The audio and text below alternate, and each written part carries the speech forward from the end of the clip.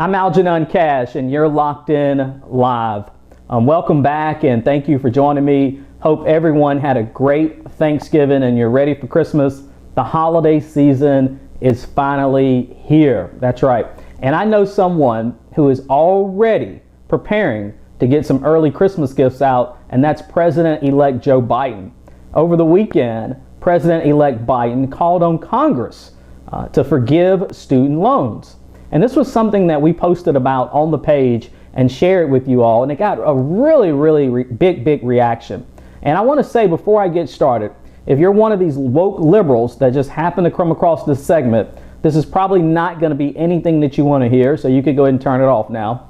But if you're a conservative that actually cares about personal responsibility, you care about what the government does with your tax dollars and whether or not they are using them most efficiently and effectively, you want to listen to what I'm getting ready to say. So I want to give you 3 reasons, or just highlight 3 points about Biden's plan that I think is absolutely ludicrous, like most liberal policies, and just makes no sense whatsoever. So Biden, there's 43 million borrowers of federal student loans in this country. The outstanding balance for all federal student loans right now is $1.6 trillion. And unlike some of Biden's more liberal colleagues, like Bernie Sanders and Elizabeth Warren, both have called on for the federal government to completely eradicate and forgive all student loans.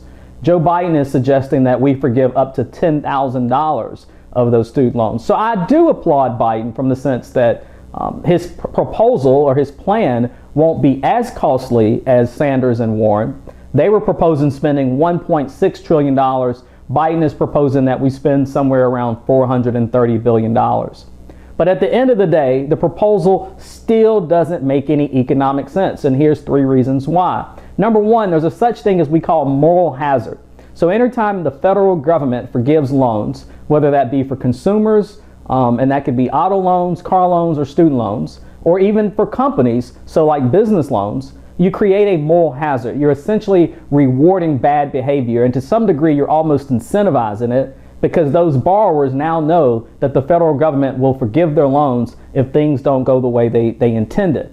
And that moral hazard has a big effect on all the other people out here that are trying to do things the right way. Keep in mind, in 2019, 40% of all college graduates left their 4-year institution with no student loans whatsoever.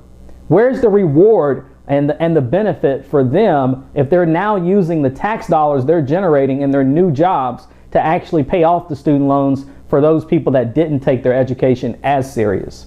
Or maybe they just decided that they didn't want to work through college like other people do, so that they would graduate without student loans. So we got to be really careful about the moral hazard associated with loan forgiveness. Number 2, loan forgiveness actually drives up the cost of advanced education for everyone else. And you may be wondering, well, how does that work? Because when you reward or incentivize bad behavior, you cause more people to want to engage with that behavior. The more people that engage with that behavior, you're now creating artificial demand on the 4-year college system. As that demand increases, but yet the underlying resources and supply doesn't expand, you actually drive up the cost for all those students out there that really do take college serious, really wants a quality education, and they're not afraid to get out and work for it.